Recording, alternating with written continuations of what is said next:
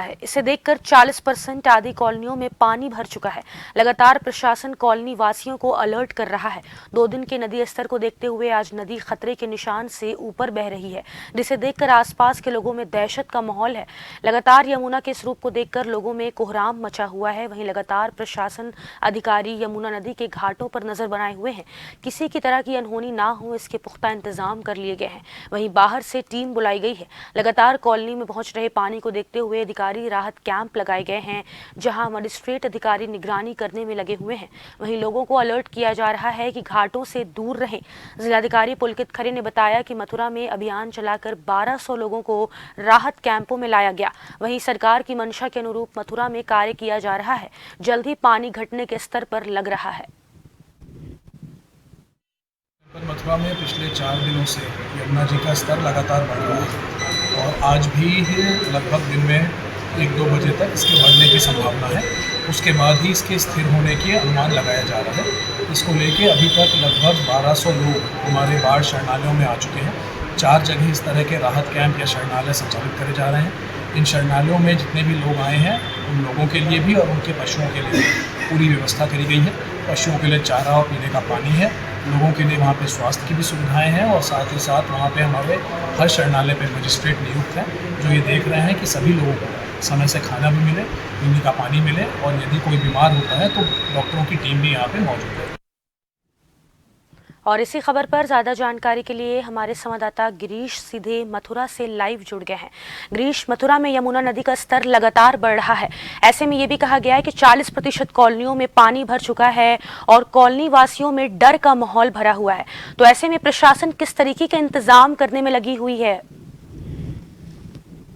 मैं बताना चाहूंगा कि 2 दिन से जो दिल्ली से पानी छोड़ा गया है, उससे मथुरा में इस समय बहुत बड़ी स्थिति बनी हुई है और लगातार जो खादरों में विकासित कॉलोनियां हो चुकी हैं, वो कॉलोनियां 40% डूब चुकी हैं और प्रशासन की तरफ से उनको लगातार रेस्क्यू करके वहां से निकाला भी गया है और उनको कैंप के द्वारा वहां रखा भी जा रहा है। देखा जाए तो लगातार पुलिस प्रशासन और प्रशासन अधिकारी लगातार नजरें बनाए हुए हैं और यहाँ सबसे बड़ी बात यह है कि जो गोकुल बैराज पुल है, वहां पर जो पॉइंटेड लिखा हुआ, वहां 165 जो कल नापा गया था, आज 166 और लगातार अधिकारियों से बात की जा रही, तो अधिकारियों के द्वारा बताया भी जा रहा है कि खतरे के निशान को यमुना पार कर चुकी है और भी पानी आने की आशंका है।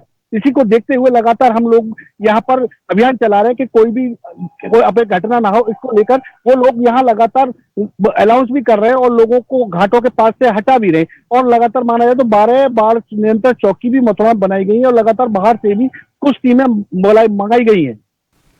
गिरीश, अगर पानी ऐसे ही बहता चला गया और कॉलोनियों में पूरे तरीके से भर गया तो पानी निकासी के क्या कुछ इंतजाम किए जाएंगे प्रशासन की तरफ से? मैं बताना चाहूंगा इस समय प्रशासन पानी निकालने की स्थिति में नहीं है, लेकिन इस समय जनमानस की हानि को बचाने के लिए लगा हुआ है। लगातार वो ये कोशिश कर रहा है कि किसी तरीके से अब घटना ना हो और कॉलोनियों में देखें तो इस तरीके से पानी घुसा हुआ, लोग घरों में सामान अपना जो है उसे छोड़कर बाहर भाग रहे हैं, नावों से स्टीमरों से निकलने की कोशिश कर रहे हैं। देखा जाए तो प्रशासन की तरफ से केवल रेस्क्यू निकालने का चला जा रहा है, लेकिन उनको कोई भी इस तरह की राहत सामग्री नहीं प्रदान की जा रही जिससे वो अपना आवास छोड़ के या घर से निकल के बाहर कहीं या कैंप पर रह रहे जहां उनकी भोजन की व्यवस्था या पानी की व्यवस्था की जाए। और लगातार प्रशासन अपनी दावों को जरूर दे रहा है कि हम लोगों के द्वारा लगातार यहाँ पर काम किया जा रहा है, लेकिन प्रशासन केवल बचाव का काम कर रहा है, ना कि कोई उनके लिए राहत की योजना दे रहा है। गिरीश, लगातार जलस्तर बढ़ने से क्या प्रशासन ने लोगों को सुरक्षित व्यवस्था पे पहुंचाने का काम शुरू किया है? क्या कुछ आगे की प्लानिंग की जा रही है इसके मद्देनजर? बताना चाहूंगा कि जिस तरीके से जमुना का जलस्तर बढ़ रहा है, वहां से लगातार लोगों को निकाला भी जा रहा है और लगभग 1200 लोगों को इमरजेंसी कैंप पर रखा भी गया है। देखा जाए तो एक जिस तरीके से प्रशासन ये भी कह रहा है कि 1978 में जो पानी जब आया था तो उससे बहुत से लोगों को जनहानि हुई थी, लेकिन अब की बार उस जनहानि को होने नहीं देंगे क्योंकि 45 साल बाद वही स्थिति मथुरा में आने वाली है। लेकिन कुछ तरीके से ये भी माना जा सकता है कि जो विकराल रूप जमुना जो लिए हुए इस समय वो केवल नुकसान कर रही है और प्रशासन पूरी तरीके से कोशिश कर रहा है, लेकिन कहाँ तक करे ये भी वो देखने लायक है कि बहुत समय 45 साल बहुत बड़ा समय होता है। उसके बाद लोगों ने जिस तरीके से खादरों में मकान जो बना लिए वो सबसे बड़ी प्रशासन की चूक भी है। गिरीश, यमुना नदी के तट पर क्या टीमों को तैनात कर दिया गया है? क्योंकि जिस तरीके से पानी लगातार बढ़ रहा है, कभी भी पानी पूरे मथुरा में बढ़ सकता है। हाँ, बताना चाहूंगा कि मथुरा में जो बंगाली घाट है, जहां लगभग 12 सीढ़ियां नीचे रहा करता था, आज वो 12 सीढ़ियों को पार करके जमुना मंदिर के अंदर आ चुकी है और लगातार तीर्थयात्री भी यहाँ घूमने आ रहे हैं, उनको भी रोका जा रहा है और पानी की स्थिति विकराल है। अगर इस तरीके से अगर 2 दिन और बरसात रही और पानी मथुरा का जलस्तर की तरीके से छोड़ा गया बढ़ा, तो महामारी की स्थिति मथुरा में पैदा